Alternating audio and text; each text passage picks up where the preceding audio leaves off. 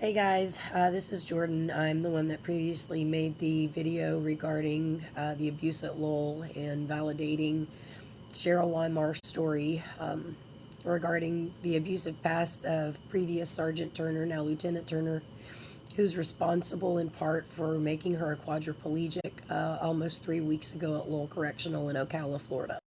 And I apologize ahead of time. I'm super emotional. It's been a very rough day. And for all of those that like to nitpick about me wearing a tank top, I spend 90% of my time outside in the garage because I live on somebody else's kindness right now. And it's hot. And it's Florida. So find something else to pick on because I just don't care about it. After the silent protest that we went to at Lowell on Saturday, I was contacted by the Office of Inspector General and asked if I would please come in and speak about the direct allegations I had made. And so I agreed to that because I believe it needs to be told.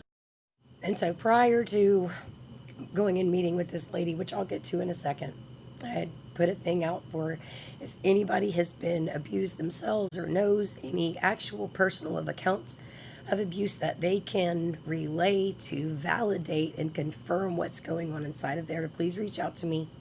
And I would provide their contact information to be contacted by the inspector's office. And so I, within 24 hours, had 12 different people, either former inmates or parents of current inmates, send me their contact information. And so I passed that on.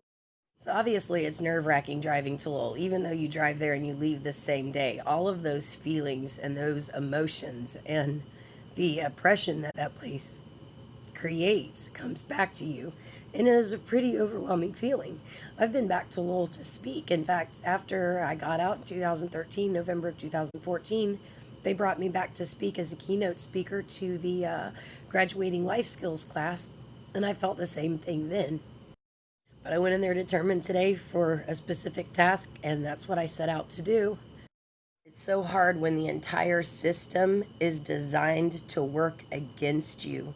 No matter what you've done to change your life, no matter what you've done to change yourself, and no matter the actions of another, your credibility is always tarnished once you're an inmate. It simply is. So it's very hard to come back from that and try to speak to somebody within the institution who doesn't just see you as a number, who doesn't just see you as another inmate talking, who actually sees you as a person and takes the time to listen to you and actually sets out a course of action for something to be done.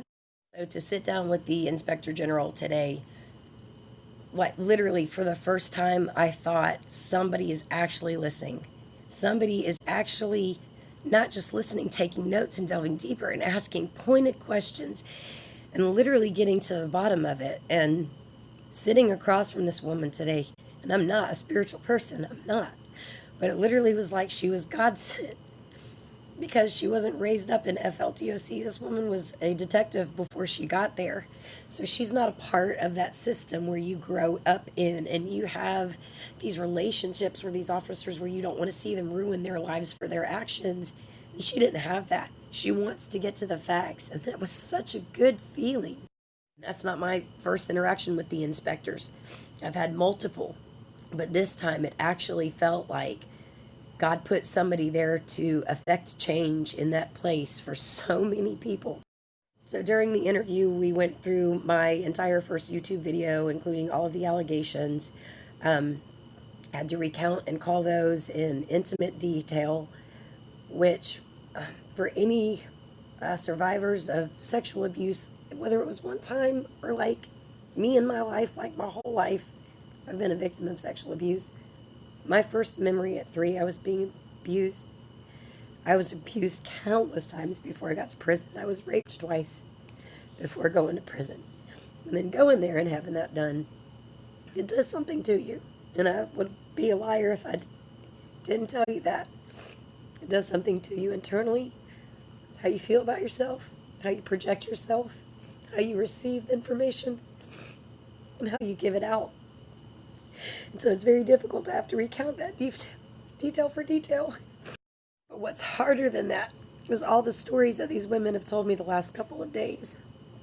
I'm having to recount their stories, because you feel the emotions and you remember the feelings of disgust and filth and just complete victimization and betrayal during those times. And then you're reading somebody else's story that they sent to you or that their mom sent to you, and you have to relay that in terms. And it's very difficult. I had to talk about a YO today who had a pelvic exam that the doctor took 30 minutes on for what she thought was a UTI. He never did a urinalysis. They put her in confinement. And until she dropped it, they threatened to put her in confinement for 240 days. And she's under 18. She's a kid. I have message upon message of women that were victimized and they are physically abused, sexually assaulted. And all of them have the same sentiment, that they were absolutely terrified of telling somebody in prison. We're terrified. We're scared of reporting it because we know what happens. Officers, all of these officers speak. They're all living in Marion County. They have barbecues together. They go drinking together. It takes one officer to know information before he passes it to another. Then they use that. They pit the inmates against one another. So they tell information to inmates to try to make your life harder. People are terrified to tell in there. Plus, look at all of these suicides and all of these unaccounted for deaths. At what point is it too much? So I get through this interview with this inspector, and I literally felt like a weight was lifted off me. But I also felt completely soiled all over again to recount all that bullshit, knowing that literally like 100 yards from where I was sitting, these girls are going through that exact same thing. And I have friends in there that will never get out. They have life sentences and they will never be released. And they have endured abuse for 15, 20, 30, 40 years that goes unreported and they remain silent. And do you know what that does? It kills somebody. It kills them inside. I don't want to hear anybody, and I don't give a shit who you are, say they're inmates and they deserve it. I don't want to fucking hear it. You go to prison, you serve your time, and at no point in Chapter 33 does it dictate that anybody has a right to abuse you, punish you, be sadistic, be cruel towards you, touch you in any way. And nowhere that I read in Chapter 33 does it state that any woman, even if she's naked, throbbing, and throws herself at you, has a right to be touched by an officer. In fact, it is a criminal freaking violation. Yes, I was locked up with people that raped children, that killed their spouses, that chopped bodies up, that put a baby in a microwave, all of these horrendous things. But I was also locked up with people with DUIs and with check charges and with small things like lying on a food stamp application to get more food for their kids and things like that. And they're all enduring the same thing. And whether you agree with criminal behavior or you agree with social justice reform or any of that, nobody deserves to be treated like that. You've got youthful offenders in there who are literally from the age of 14 until 20, I think it's 24, they stopped the program. These are young kids. These are little girls. These are little girls who their housing sergeants are 25, 30, 35, 40, 50 fucking years old. They're calling these little girls out in the middle of the night. Our night outfits at Lowell are sheer. We wear sheer white night outfits that you can see our panties through, you can see our sports bras through. So unless you wear a pair of boys' boxer shorts and a t-shirt underneath, these officers can see literally everything that you're wearing or not wearing. And these little girls are being governed by men that are 19 years old, have been playing Fortnite the past 4 or 5 years, have never been in this kind of position. They're not taught empathy and compassion training, and they're put in charge of these little girls. Great guys. You've got the pregnant women in Delta Dorm, it was Delta Dorm when I was in there. I don't know what dorm it is now. And yes, they are pregnant and they are incarcerated. And yes, most of them are on drugs. However, they're carrying unborn babies that are absolutely innocent in this whole thing. These girls are on their hands and knees physically scrubbing the floors, scrubbing the walls. Most times they're limited on what snacks they can get. If they're indigent, these girls eat dinner at like 4:30 p.m. and that baby goes hungry. They're medically neglected. I can't tell you how many young YOs, when I worked in education, I had to hold after they had to give their baby up. Or grown women who had 2 children on the outside and they had nobody to take their 3rd child, so they had to give it up for adoption. And it's just a horrible process, but they suffer during that time. But look at all these animal rights activists that will like literally show up in droves because somebody hurts a dog. What if Sergeant Turner and the rest of the guys that he was with that day were at a barbecue and a neighbor's dog came over in his yard and he picked that dog up and he broke the dog's neck? Do you not think that he would already be arrested for animal cruelty, felony animal cruelty? Yet he's still working and he has not been not only fired, but not arrested for what happened to Cheryl, and nobody has a cause of concern about this or any other instance just like it, because there's countless. There's countless.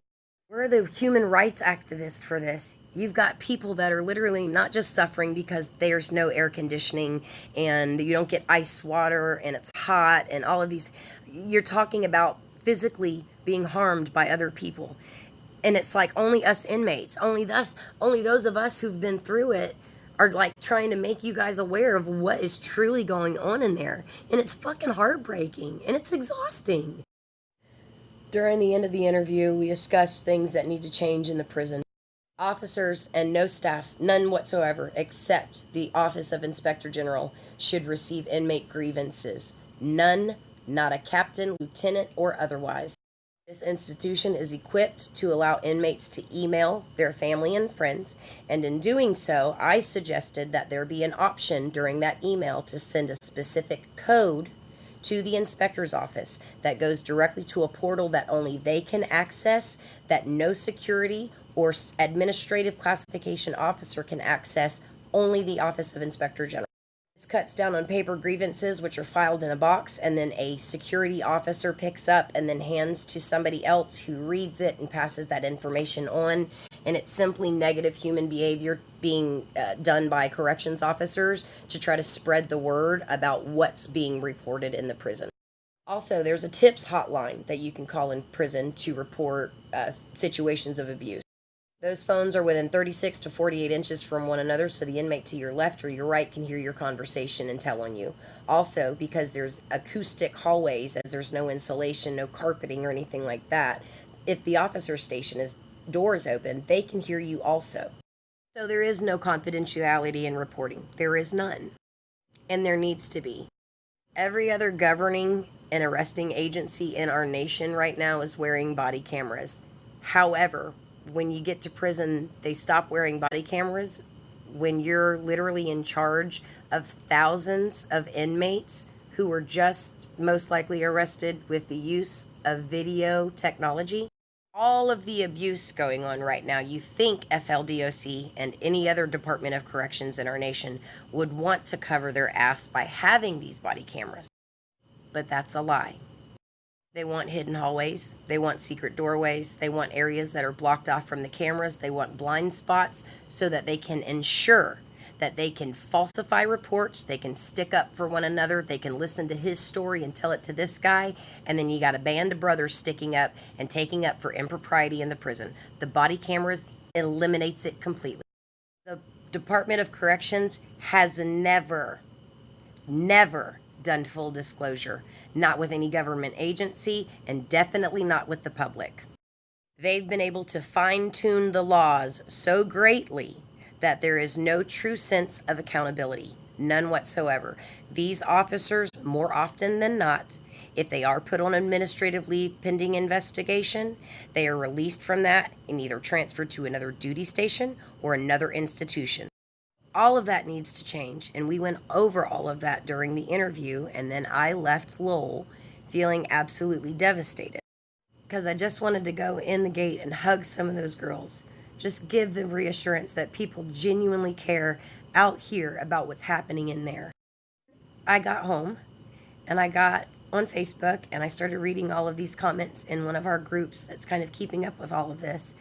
And there was a mother on there that said that her daughter just died. And we were questioning, when was this? And it was September 6th, 4 days ago. Her mother was notified that her daughter was taken to Ocala Regional Medical Center for a possible drug overdose. And upon arriving, this is what she found out. Bear with me as I read this. This is from her mother. Shauna never had any seizures until after she got to Lowell. The doctor said that a seizure is what started it on September 1st. After that, they said she had an episode of syncope, which is passing out due to dramatic loss of blood pressure to the brain, at which point she fell, hitting her head on the concrete floor. We were told she was life-flighted to Ocala Regional Medical Center emergency room. They tried their best to stabilize her there, but she kept seizing. Eventually, she moved to the ICU. They had to induce a coma to sedate her enough to get her stable. She then had trouble breathing, and they intubated her to assist her breathing. During all this, they pumped so many fluids into her abdominal that a laparotomy was done to evacuate the excess fluids in her. Apparently, she was so allergic to something they gave her. Her vital organs began to shut down, so she was again sedated and now on life support. Sometime on Tuesday night, her eyes dilated. Then 2 separate brain scans were done by 2 doctors. Both showed a flat brain trace caused by cerebral edema. Basically, her brain swelled up, pushed down, cutting off the supply of fresh blood and oxygen, killing her brain. We will be getting the autopsy report ASAP. The investigators came to the hospital and took pictures. They're investigating all these incidents that happened at Lowell. When the investigation is over, I'll get the results. It could be up to 6 months. That I can tell you at this time. One thing I will tell you is my daughter told me some horrible things that happened to her, and she said she was afraid that she would not make it out alive. She was scared. Now, it is being reported by other people that this girl tried to commit suicide. So let's just say that that's true. How in the fuck can Lowell have so many suicides when they have so many officers on staff? Now I urge you to go to fldoc.com and look at their inmate mortality page. This mother had to come to Florida and literally kiss her daughter on the head as an inmate dying in a hospital bed. She had no pre-existing conditions, no seizures before prison.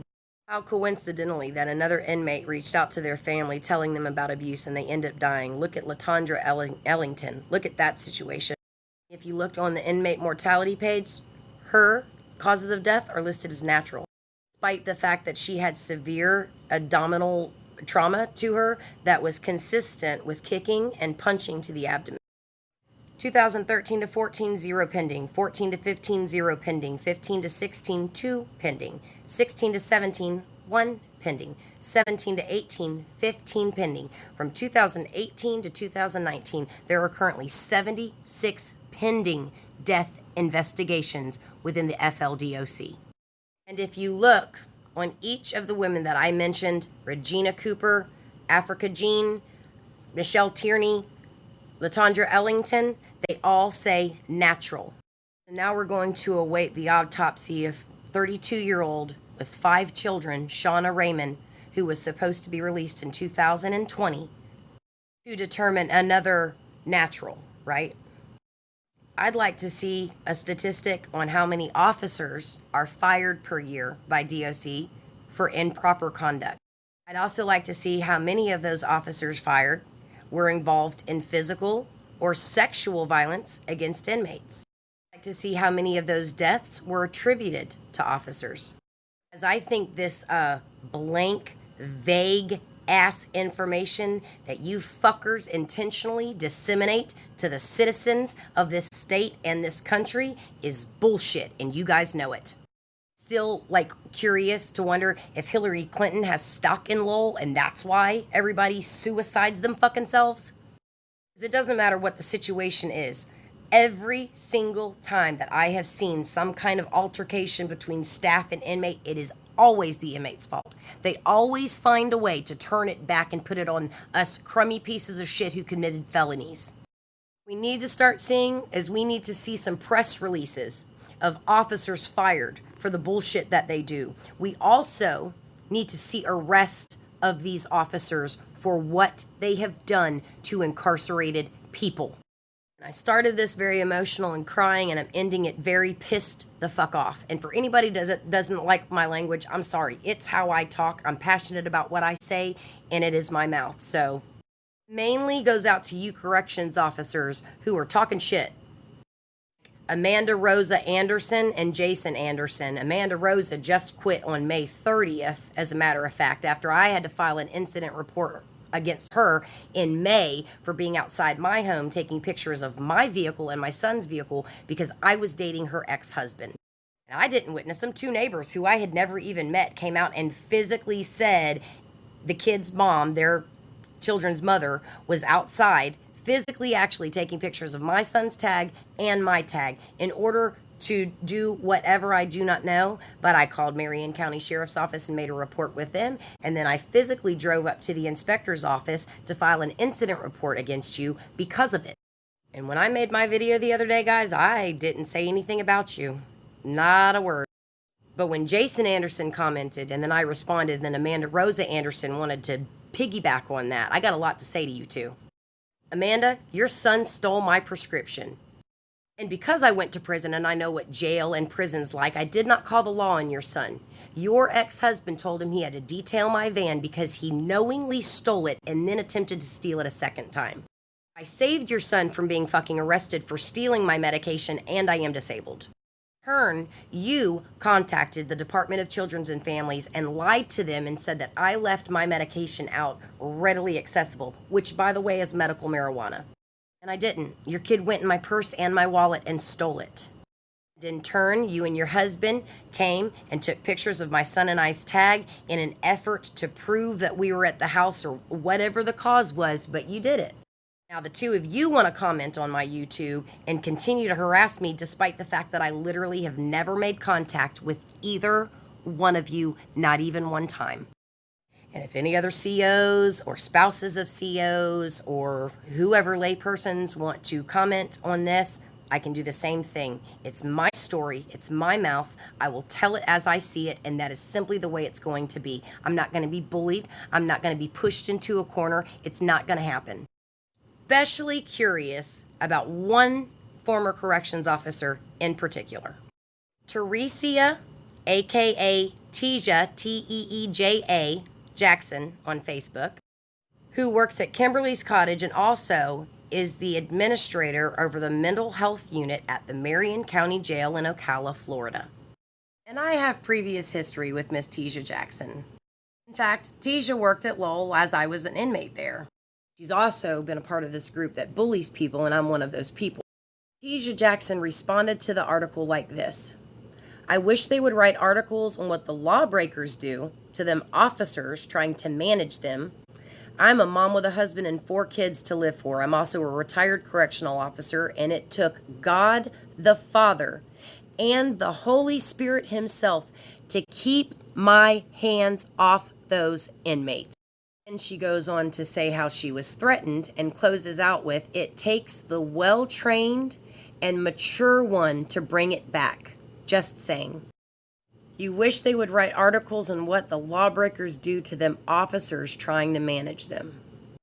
Because as far as I remember, Teresia Jackson, and I know that you do keep your name hidden, it's Teja Jackson because you work for the sheriff's office, and I do have that information in a text message that you wrote.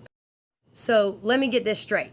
If I, as an inmate, decide I want to, hit on a male officer, I could be lathered in oil, walking down the runway towards the watchtower to the sexiest man at the end of that walkway. And you know what he's supposed to fucking do? He's supposed to put me in confinement because I broke the law. What he's not supposed to do, Teresia, is have his way with me. No matter if I throw myself at him, no matter what I do, he's not allowed to put his goddamn hands on me or any other inmate. And I'm so glad that your faith in God is what helped you not put your hands on us. I really fucking appreciate that. But I mean, you still work with inmates, right? Like at the Marion County Jail, because that's your current job. So what if you have a bad day, Teresia Jackson? Because I think it's funny that you and all these other officers who were not there for any of this shit can even have an opinion, and then the opinion that you do have is that you wish they'd write articles on what us inmates do to those officers? Fuck you. Comments just like yours, backing up an officer at an institution that you haven't fucking worked out for years, and the first thing that you want to do is point out what shitty inmates we are and how we coerce and whatever that we do seduce these officers. You want articles written on that. Okay. It's people like you that are part of that good old boy system. You'd rather stand beside someone who you do not know if they are guilty or not simply because of their position and the position they have above other people. You and I both know this is not the first time I've turned you in for anything inappropriate, because I notified Marion County Sheriff's Office a couple months ago when you and your little bully friends were going on about me online. And now you want to stick up for an officer who just broke the fucking neck of somebody? And you're a mental health administrator? You counsel women on suicide and rape and all of these things. And you do the same thing for kids. Probably teenage girls, like at Lowell, right? You want to sit here and blame victims? You are everything that is wrong with not only our current correctional system, but also our mental health system. It's people like you who are just really good at school and you think you're good at something, but in fact, you act like you're a goddamn elitist and you treat people like scum. So all your people at work can take up for you. I know who you are because they're not a part of this Ocala's Dirty Laundry group like you are. You're a seething snake in the grass. And nope, you don't put it on all online. But remember, we were all part of a group chat for 2 years, and I have all of the nasty shit you say about people. How about when you got hired at MCSO and your first response after telling us that you got this job was, I'm going to be seeing a lot of our Ocala's Dirty Laundry members in jail. How dare you? You're disgusting.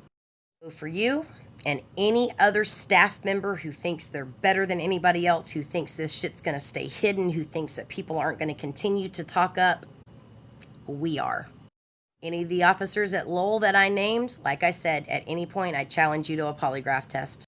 Because I might have a big mouth, I might cuss, I might wear tank tops when it's not appropriate, but I ain't no liar.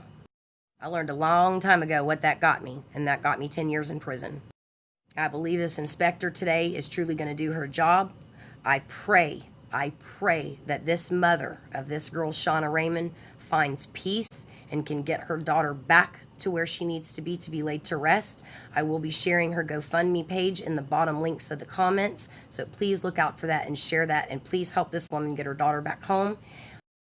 I pray for FDLE and Department of Justice and any other governing agency to come into Lowell and figure out exactly what's going on and why we have so many women abused, battered, and dying under suspicious circumstances.